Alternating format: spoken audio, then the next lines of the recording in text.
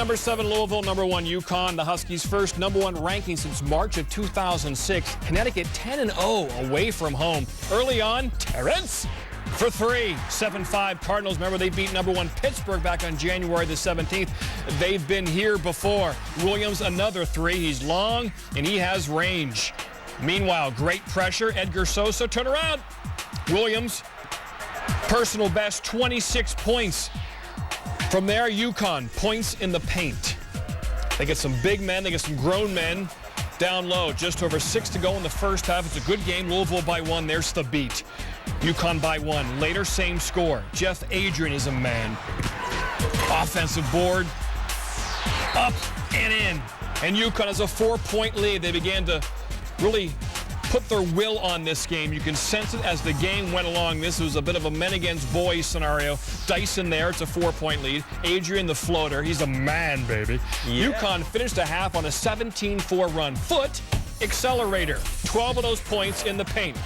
Hashim, this makes NBA scouts drool. A little jumper like that. He went points in the paint. 47-31 UConn. And from there, you'd have to watch the game to understand the presence the beat had inside. He looked like George Mikan back in the 50s when he was twice as big. Get him some glasses. As everybody else. Jerome Dyson again. It's a 15-point game. It was over pretty much midway through the second half. There's more offensive board put back by Thabeet. His coach likes Thabeet. Monday, Kansas unbeaten in conference play, back in the polls at number 24 and at Baylor. First half, Baylor up 2, wide open. Henry Dugan, nice for 3. Bears up 26-21. Take another look. Tyshawn Taylor trying to step out there and get to him. Nailed with an elbow by Josh Lomers. And Sharon Collins, he witnesses this, and he's like, ref, man, dude, he was elbowing my boy. How can you do that? Nothing. Collins, look at this. Oh, in emergencies, he can be used for a flotation device. Jayhawks take a 2-point lead at half. Second half, KU up 5. Collins to the window and in, up 7. Bill Self coaching him up, that's for sure. Kansas, 6-point lead. Collins, reverse layup. He's excellent. Best player on that team. 17.6 assists. Kansas wins. All right, Georgetown loses of 5 straight. Appeared to pick the right opponent Tuesday night. Boys haven't lost at home to Rutgers since 1998. Watch the ball movement. 5 players are going to touch the ball here. That's 3. Where's 4? And 5 is going to be Chris Wright.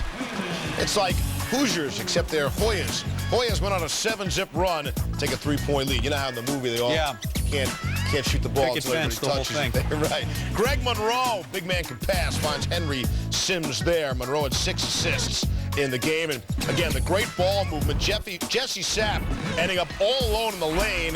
Sapp, by the way, has been struggling shooting. Went 4 for 5 in this game. Kentucky hosting Mississippi State. Cats, the class of the SEC for the first 5 conference games and have cratered since. Bulldogs, big range. Rayford Johnson from deep. You know, they moved the 3-point line back a little bit in college basketball this year. Well, you're going to have to move it back another yard for D. Boss. He had 10. Bulldogs lead is 10. Phil Turner got some. He had 18 points. Another one from our man Johnson. Bulldogs shoot 14 of 27 from 3-point range. They win at 66-57. Jody Meeks held to 15 points. 5th 20-win season under Roy Williams. Welcome Maryland to Chapel Hill for a high-scoring affair. Look out for Tyler Hansbrough. With that, he's going to pass Rodney Monroe, 4th on the ACC all-time scoring list.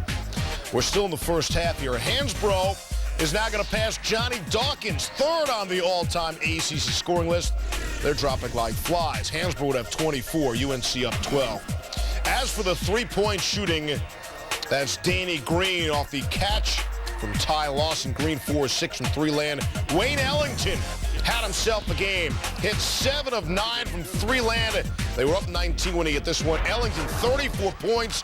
UNC would have 16 threes. They drop 108 points. Chicago faced DePaul, Golden Eagles, Knee Warriors, the lone Big East team unbeaten in conference play. They have actually won 11 straight overall. That's the longest active win streak in the top 10. A lot of it's because, well, Jerome McNeil can catch and shoot a couple of threes. Look at that. Whoa, there you go. Like the members bounce, 17 first half points. Late first, DePaul down 6. Will Walker gets the tough jumper to fall. He had 19 in the opening 20 minutes. Marquette led by 5 at intermission. Second half, McNeil strips Walker. Dominic James ahead of the pack. Got it. Marquette up 9. James 15 points, but it's McNeil's night. 28 points. Marquette wins at 76-61, so 12 wins in a row. And DePaul 0-10 in Big East play. Fun is there. Look out. Oh, boy. South Carolina and Florida will have to go something to be as exciting as Florida at South Carolina. Second half, Florida up 7. Nick Calathis gets the steal. He had 22, but here dishes Alex Tyus for the bucket. Florida up 84-75, right? They can cruise home. Well, no, not if you remember what happened 2 weeks ago when they met. South Carolina defeats Florida 70-69 at the buzzer. Off a missed free throw. Zam Frederick, game-winning layup on the run. It was a staggering finish. So stay with me here. 29 seconds left. Devin Downey fires for 3. Rock me. Hello. Carolina within 3. All right, couple of free throws for the Gators, so it's a 5-point game. Downey again. Tough shot. Give him 3 more. He had 33 in the game. USC within 2. 7 seconds left. Couple more free throws. 4-point game. Downey. Is he going to get it to within one? Finally off the mark. But I tell you what, good to the end again. Down in Gainesville, Florida, 97-93. 13th ranked Purdue visiting Ohio State. Overtime would be needed. Robbie Hummel, he'd be needed, but he couldn't play. Mild stress fracture in his back, trying to overcome the loss to their 3rd leading scorer. Tied at 57, Evan Turner, the block would go the other way. William Buford to John Diebler from 3. And Buckeye faithful enjoying that. A little over a minute left. Ohio State up 2. P.J. Hill, that's a bad pass. That's Chris Kramer going to make them pay. Boilermakers right back in it, tied at 64. Still tied, less than 10 ticks left. Lewis Jackson gets the shot, tough shot, can't get it to go. And then Turner's going to throw up the prayer and short on the miss, and we go to overtime. In the OT, Ohio State, they would turn it on. They would actually double up their opponents. Turner, tough one, gets that to go. He had 26 in the game. And in transition, watch John Diebler off the backboard of B.J. Mullins, rubbing it in. Humboldt can't do anything about it. Clemson or Duke ranked 3rd in the country. It'd be tough to tell when you watch this one. Blue Devils getting blown out throughout at Little John Coliseum. That Clemson full-court press. The defense just crushed Duke, forced them into the turnovers there. Casey Rivers the steal. Then Duke inbounding, they throw the ball out of bounds. Tigers press doing it again. Gerald Henderson throws the ball away. Clemson forced 16 Duke turnovers in the game. Then on the offensive end, there's Booker finishing with the thunderous dunk over the 2 defenders. He had a game-high 17. David Potter driving, acrobatic layup, put the Tigers up 10. Never got much closer than that. Look at Lance Thomas getting his teammates fired up, or at least trying to inspire them. Duke was down 33-21 at halftime. That's a little in-your-face motivation. Out of the second half, really more of the same. Clemson still creating turnovers. Rivers the block, starting the fast break, and eventually it's Jere Grant who finishes. Now 50-32 Tigers. Clemson again forcing a turnover. Transition, Terrence Oglesby from 3. He had 17. Clemson clobbers Coach K and Duke by 27. No, they shouldn't forget this loss. You don't. You know, this is not. This was not. This is as bad as you can play. And so you don't just say, "Oh, that's okay." You can't do that. Not when you're wearing a Duke uniform. You can't do that. Wednesday's loss to Clemson, it's not Duke's worst ever, but it is the 2nd worst loss by the Blue Devils under Coach K. Their worst loss under Mike Krzyzewski was by 30 points. That was in the 1990 National Championship game. You remember that? Lost by 30 in the title game to UNLV. Miami desperate for some high-quality wins. Enter Dino Gaudio and 6th-ranked Wake Forest. They're coming off a loss to Georgia Tech. Watch Cyrus McGowan. He sets a hard screen on L.D. Williams. Now, Jack McClinton goes all the way to the hoop. Put Miami up by 1, 25-24. Now, Williams looking a little woozy, taking his time getting up. What happened here? Let's take another look. Williams never sees McGowan, and Williams would later return to the game later, and he's not even a hockey player when he came back. Jack McClinton, the story of the game. Dwayne Collins finds him. Collins the dish to McClinton, knocking down the 3. Miami up 37-28. This was old Canes. McClinton gets Jeff Teague in the air. Wake on its way to its 3rd loss in 4 games thanks to McClinton and Miami with the upset, the largest margin of victory over a top 10 opponent in school. Duke. So what about second-ranked Oklahoma hosting Texas A&M? Blake and Taylor Griffin leading the Sooners to a 7-0 record in conference play.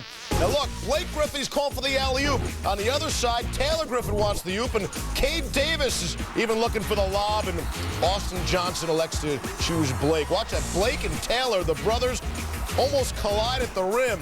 It's okay if you collide at the quarterback, but not at the rim.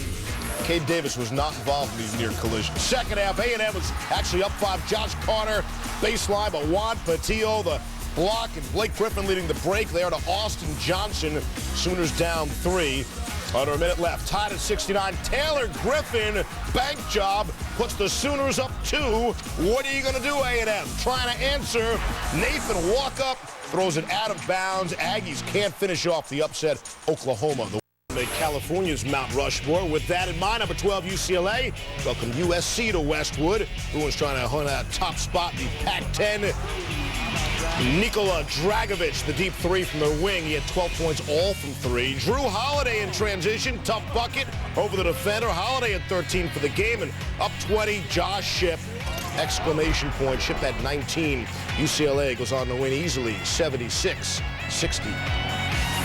Parent top 20 teams, Minnesota, Michigan State. Forward of Michigan State, Raymar Morgan, didn't play, pneumonia. So who would step up? The sophomore, Darrell Summers, picked it up. Kalen Lucas feeding Summers. Minnesota still hasn't made a field goal at this point. Later first half, Summers with a steal, doing it all in the finish. 22-9 Spartans. Later first half, Summers with another fabulous finish as Lucas throws it up. Summers had 17 first half points. Spartans were up 42-16 at the half. Let's go to the second half. More Spartans. Lucas doing his thing, slicing through the Minnesota defense. What defense? Yeah. Michigan State holds Minnesota to its lowest scoring output of the year, 47 points. And the Spartans won 10-11. Indiana up 3 in the second half. Devin Dumas, he had a career-high 27. He was 5 of 5 from 3 land. Indiana up 4. Dumas now comes up with a steal. Up at the other end, Nick Williams misses, but Malik Story is there. Hoosiers snapped their 11-game losing streak, tied for the longest in school history. That's why they stormed the court. Notre Dame looking to avoid its first 6-game losing streak since the great year of 1994. Tie game second half off the screen. Deontay Vaughn goes to work big time. Vaughn, long distance, works. Vaughn led the Bearcats with 34 points. Cincinnati up 6 later in the second. Vaughn kicking to Larry Davis. He had a career-high 21, 9-point lead for Cincinnati. Now up 12 and pulling away. Rashard Bishop, the steal.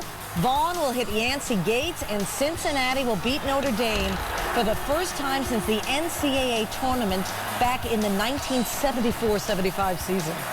Two teams going in opposite directions. Rick Barnes now 17th in the land. Down early, but inside. Dexter Pittman with the flush. Pittman loving it. He had a career-high 25 points. Just over a minute to go now. Texas down a pair. A.J. Abrams, the potential All-American, showing why he is taking the big shot and hitting it to tie the game. Final seconds, though. Mizzou needed a big shot, and Zaire Taylor gives it to him. The bucket in the foul with 5.5 to go. Missouri wins it 69-65 at Texas. College hoops, number 9, Xavier hosting Temple. Xavier 27-1 when B.J. Raymond scores 12 or more points, and he was on fire early and often, averaging 22 points in his previous 3 games, hitting some serious threes. Xavier up by 4 at the half. This game played in front of 22 NBA scouts, and how about the defense from Raymond on Deontay Christmas, who leads the A-10 in scoring with 20 points per game. Christmas struggling, and then when he had the ball, he couldn't really do anything. Christmas held to just 12 points, and then Xavier in control. Raymond 24 points. Musketeers 11 for 18 from deep. Xavier wins 83-74, 11 straight for them. From the A-10 to the Big Ten, Wisconsin falling apart. They dropped 6 in a row, their longest losing streak in 11 years. Illinois in Madison Thursday night after losing its last 3 on the road. Jason Bohannon was waiting for him. Bohannon. He was knocking down threes. Bohannon with a barrage à trois. Steve Lavin was impressed.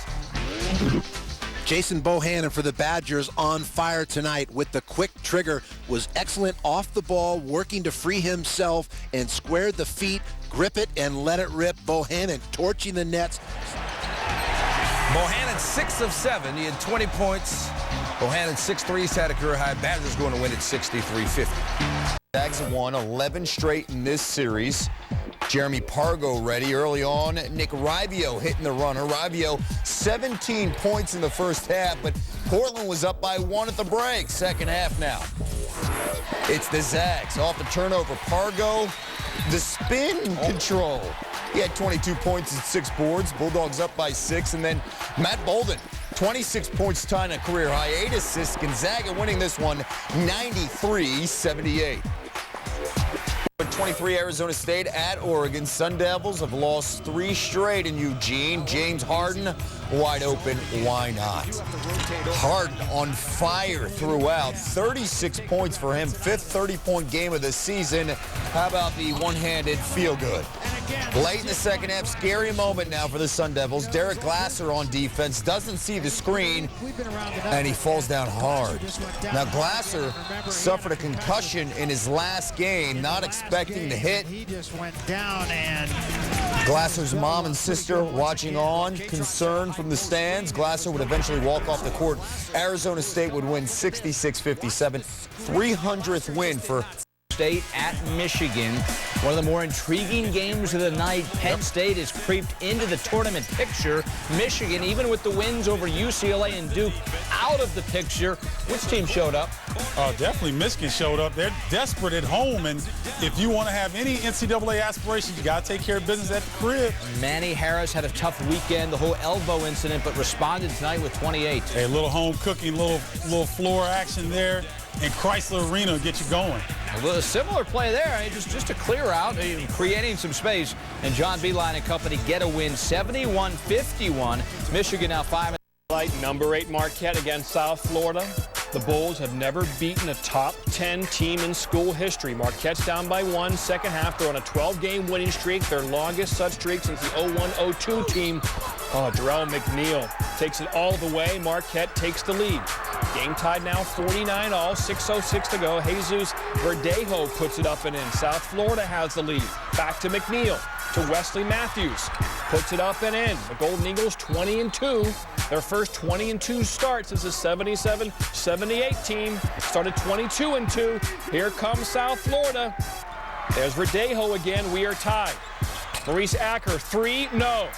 Marquette by 1, 18 seconds to go. Here comes South Florida. It's Dominique Jones. And 1, but he would miss the free throw. 1-point lead. Marquette can still win. Time winding down. Matthews, no. Oh, Lazar Hayward. The putback in front of the rim, a bit strong. And Marquette, their first Big East loss.